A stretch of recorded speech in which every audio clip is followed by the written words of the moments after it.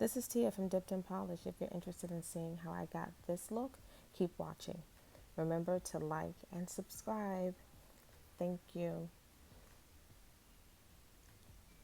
So today we're going to be doing a multicolor dipped tutorial. I'm going to be starting with a light pastel pink and going all the way over to a deep red, a rich red, maybe like almost like a blue red. And I got this sort of inspiration from YouTube. I'm sorry, from Instagram. There are a couple of people on there just creating that sort of multicolor gradient look. So I wanted to do that today. So what's going to be essential in this particular tutorial is that you have 5 different shades to really pull this off. And if you have something that is extremely light within the same color family, and that you can eventually end up on the last finger with either the darkest color or the lightest color, that's going to make it really pop. You also want to make sure that you're going at least, I would say, like 2 to 3 shades in between each color so that you can really show that effect. So what I'm going to be doing next is really starting with step 1, and that's going to be the nail prep. The nail prep is important to sort of remove any extra oil you may have on your hand or on your nails, I'm sorry. And it also dehydrates the nail so that the adhesive and the powder can really bond to the nail. I usually do this step on both hands, and I do it twice. So now we're going to be moving on to step 2. Step 2 is the adhesive, and that's what you're going to use to actually bond the powder to your nail. I always start off with a half dip, and the half dip, again, that's essential for a couple of reasons. One, it reinforces strength in your nails. So if you have an issue with bending, you would want to do this. And then it also, too, builds up your apex. So if you want to have, a nice curved nail, this will help with the height. So I'm going to let you all watch this clip, and I will be right back.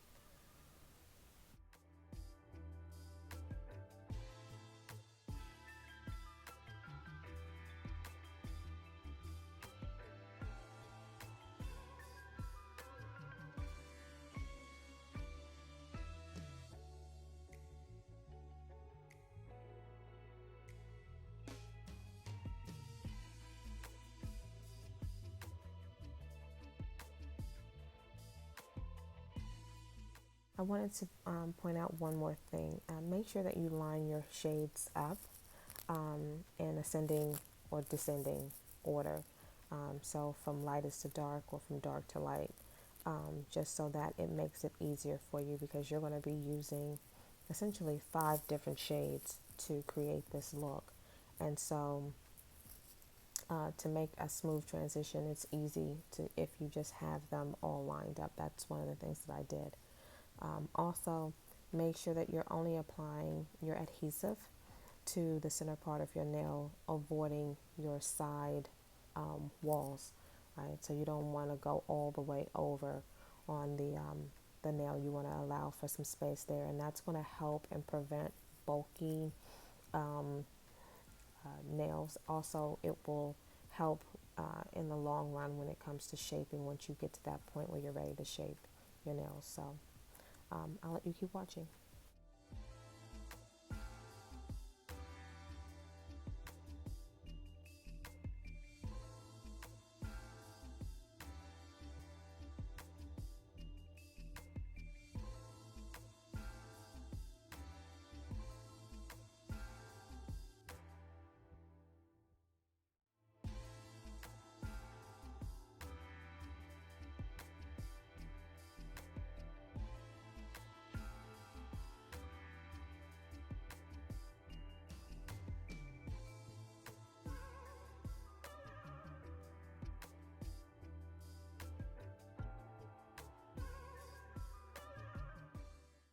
So one of the things that I noticed when I did this particular look was it was important that I completed all of the necessary steps on one finger before I moved on to the next finger. So in essence, if I normally do a full dip application, I'm doing 2 full dip applications on top of the half.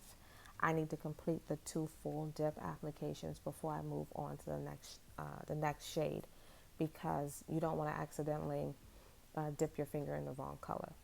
The whole point of this tutorial is to have multicolor shades, that sort of gradient effect, and you'll mess it up if you dip it in the wrong shade. So I just completed the full application on one finger, and then I moved on to the next. When applying the adhesive, your base, make sure that you're applying thin layers. And the whole purpose of inserting your finger into the powder at an angle is so that you don't sort of get that bulky displacement of or separation of the adhesive with the powder, or if it somehow clumps up. So here I'm pointing out how thin my application layers are. Right here I have 2.5 dip cycles, and that was extremely thin. It almost mimics gel polish. So I wanted to show you that because you can actually do a really, really nice look without it being bulky. So just take your time, apply thin layers, build on top of each layer, and your nails will come out perfect every time. I'll let you watch this clip and I'll be right back.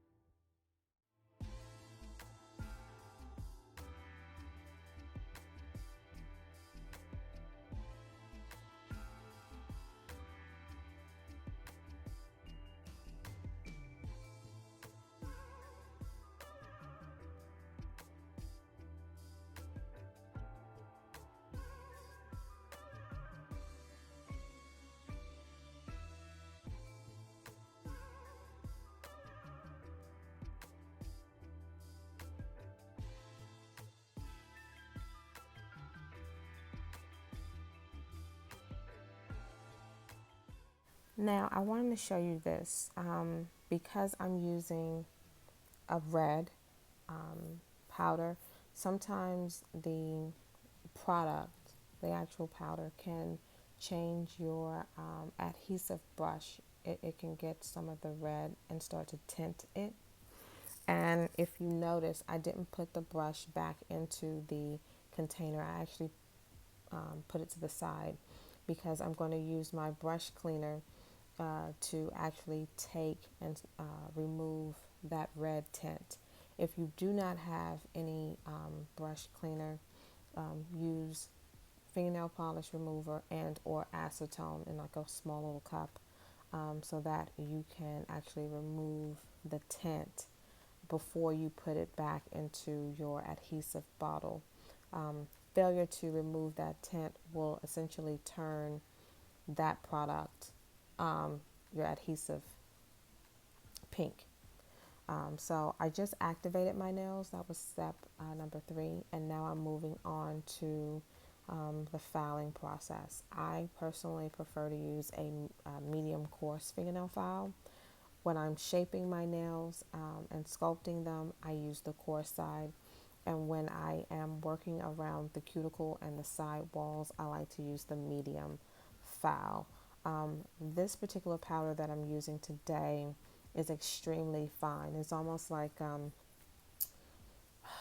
translucent powder, like very, very fine, very, very thin, almost like cornstarch. And one of the things that I noticed is that I did not have to do a lot of work in terms of shaping the product, which was a plus. Um, so right here, I'm just going to shape my nails into the desired shape that I'm looking for. Um, when I shape my nails, I like to use my fingers as support. So right here, you'll see that I am using my thumb and really securing that finger so that I can control its movement.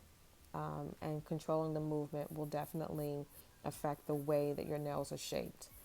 So I like to hold, when I'm filing the free edge, I like to hold underneath the finger and essentially pushing connecting one finger to the other. So like, how am I saying this?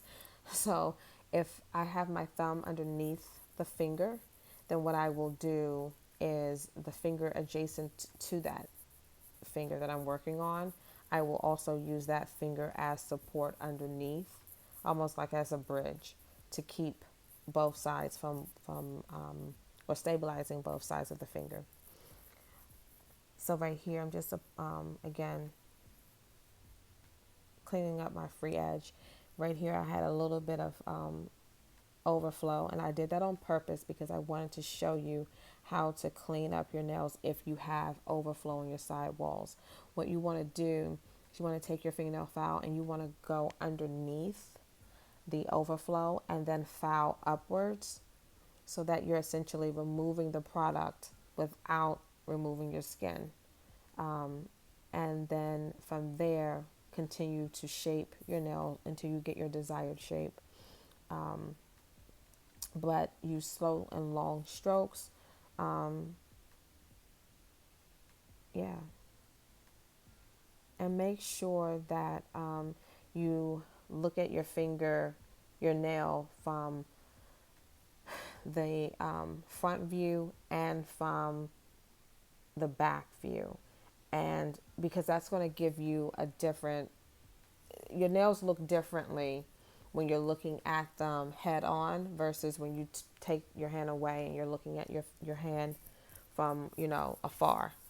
So you want to make sure that you're doing that simultaneously so you can actually see, okay, what does my hand look like when I'm looking at my fingers, head on? And then what are other people seeing when they're looking at my hand from their point of view? So I'll let you watch this clip and I'll be back.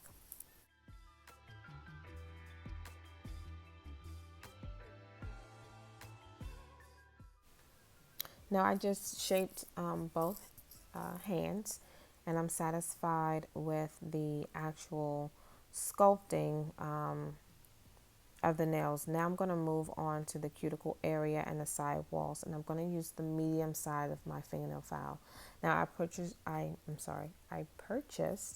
this file from Sally's, but you can get a fingernail file from your local beauty supply store. You can order it off of Amazon. But again, just make sure that you're working with a grit that is appropriate for your skill level. So if if you're more experienced, then you will probably have a different file. But if you want something that, if you're just like a beginner, I would say definitely use something around the 100 to 180 grit range. Stay away from the 200s unless you are, really familiar with that type of file, because that is definitely something that is going to be a little rougher. And if you're just learning how to file and shape and work around your cuticle and your sidewalls, you might not want to use such a harsh fingernail file in the beginning. Now that I'm satisfied with that shape around my cuticle and side walls, I'm going to move on to buffing. And one of the things that you'll notice, or at least I noticed with this particular powder that I'm using, is that it didn't require a lot of shaping, like powder manipulation.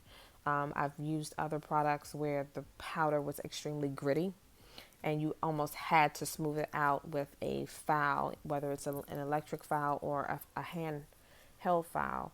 But this particular powder was something.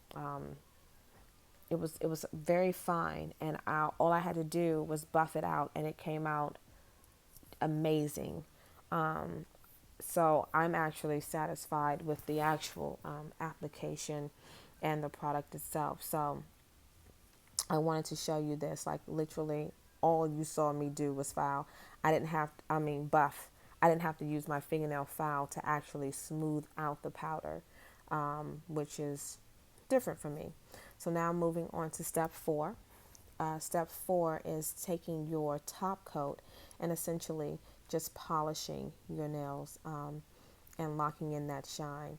Now, I always apply 2 layers of the top coat because I like that